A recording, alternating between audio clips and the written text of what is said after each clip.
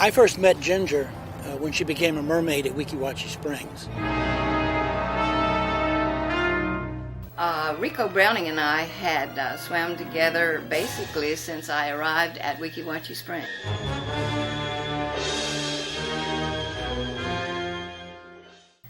When Newton Perry, had hired me to come to work there, Ricou had been swimming with him and learning all of his underwater breathing techniques and all of the great skills that Newt had to offer. He learned all of that and then went with Newt when he said, "I've started an underwater show." We did a lot of fun things underwater, like skiing on skis underwater, and they'd pull you up and it would take you to the surface and you would ski on the surface.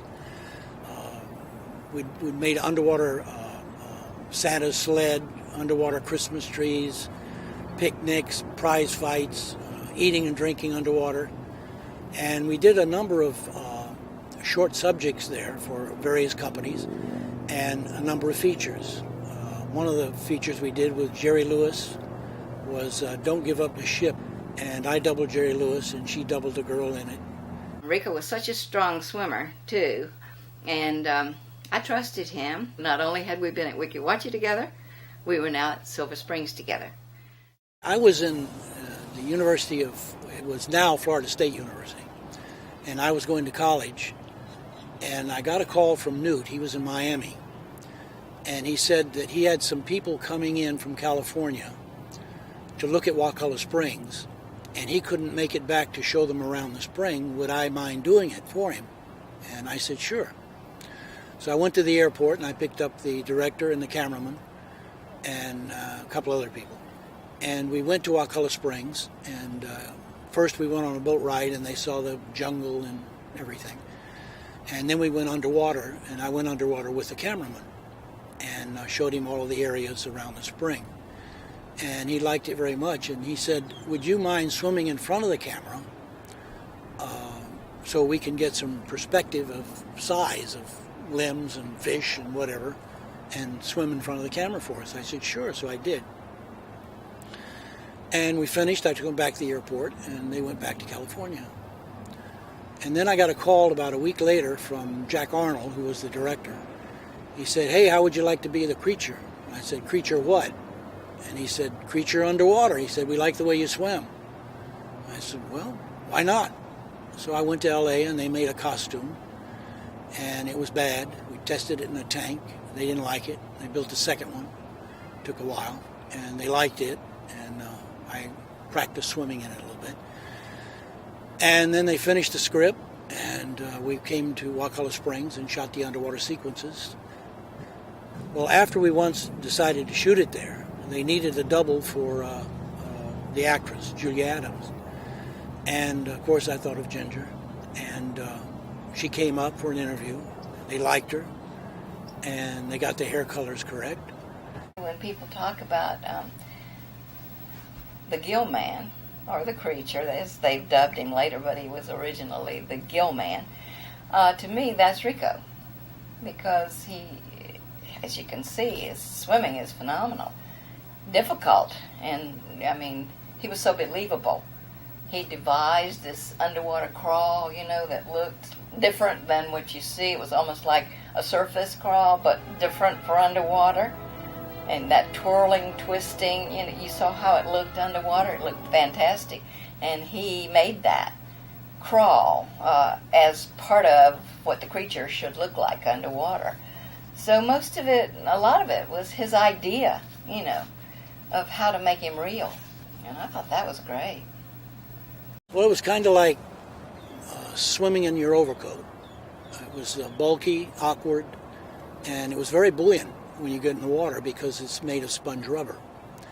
And I had to wear weights. I had a little chest plate that I wore, and then I wore some weights like shin pads that football players wear, but they were sheet lead. And I wore some down in my feet, little sheets of lead, so that I wouldn't float to the surface. And you could get pretty neutrally buoyant when you're working in it. But there was a difference in the second creature film, as I was swimming in salt water and fresh water. So your buoyancy changes, so you have to change your lead weights so adapted for it. And we couldn't put a breathing device in the costume because it was too bulky. So we used a method of breathing, hose breathing, which they use at Weeki Wachi and which Newt taught us at Wakulla Springs. And when you need air, you stick a hose in your mouth and you breathe. It's kind of like if you're in your backyard and you want to drink water out of a hose, you just drink what water you want and you let the rest spill on the ground. Well, you do the same thing with air. You breathe what you want out of the air hose and let the rest just go away. And then you hold your breath for the sequence or the scene. And then when you finish, the safety divers would come in with another air hose, give you the hose to get a breath. And we had a signal that if I went completely limp, that was my signal I needed air, because I was continuously moving and swimming and fighting, so that would be no signal. So if I went completely limp, they would bring me air. It was cold. The water was 72 degrees year-round, but when you came out, the air was like November. I would come out of the water and be freezing. The water was cold enough, but it was warmer than the air. And then you would come out and you would be shivering, standing around waiting for takes and whatever in between shots while they realigned the cameras. It looked easy and it looked tropical and all of this. It was the time of the year that it was shot. Should have been July. Then we wouldn't have had to fake the heat. Vision was probably the most difficult thing with the creature suit. The suit itself sat maybe a quarter of an inch away from your eye, and I couldn't use a face mask because it would protrude out too far. And we tried using goggles, but they would fill with water and then you had no way to get the water out of the goggles. So I just went bare-eyed, so to speak. Everybody's tried opening their eyes underwater and your vision is very, very poor. Well, not only being poor, but you have to look through a keyhole. So vision was very, very difficult. They discovered after trying a rinse or two on my hair for the first few hours that I was there that it was washing away. And my hair was not dark enough to be believable as Julie Adams underwater. So they told me they had to dye my hair. So I was, of course, very upset with the fact that, oh dear, but there I was already in the movie, already on the set. And I said, okay, if it has to be done. And of course it did. We were filming along that coast for the second one, and I was doubling for this time. I said, hey, I won't dye my hair again. So if you want me in your second movie, get a blonde star. So they hired Lori Nelson, who was blonde, to be their heroine. When you swim and dive deep, you have to equalize the pressure in your ears. And there's several ways of doing it, and some work, some don't. Sometimes something works, sometimes something else works.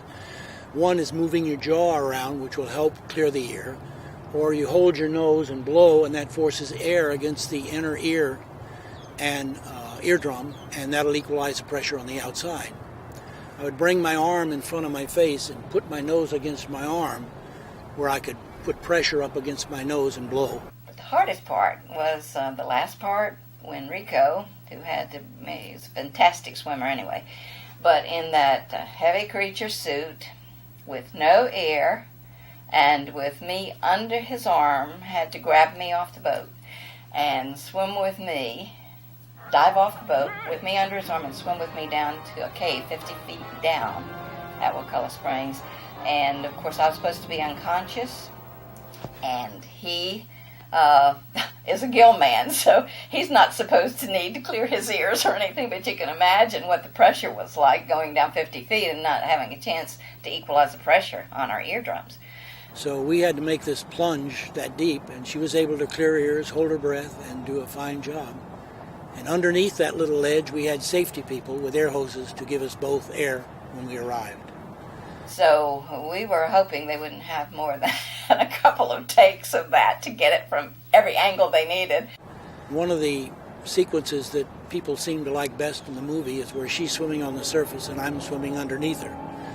And we did that several times, because a couple of times I couldn't help but run into her. So the ballet sequence was one of the ones that is the one that people remember, because it filmed in 3D. This was quite great to see all of this coming out over the audience, more or less, in the three-dimensional effect, first underwater 3D, and to see him mimicking my movements. People found it not only pretty, but quite charming and interesting.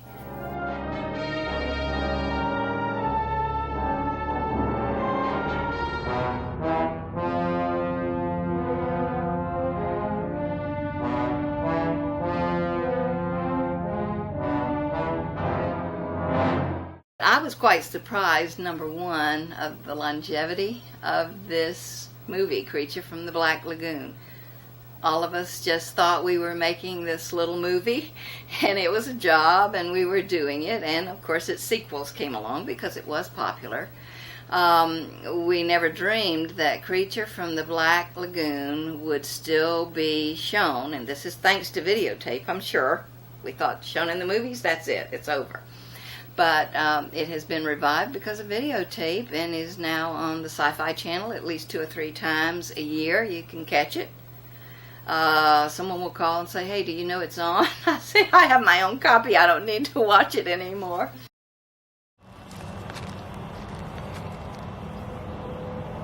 Is that all right? All right. All right? All right. Okay? Okay.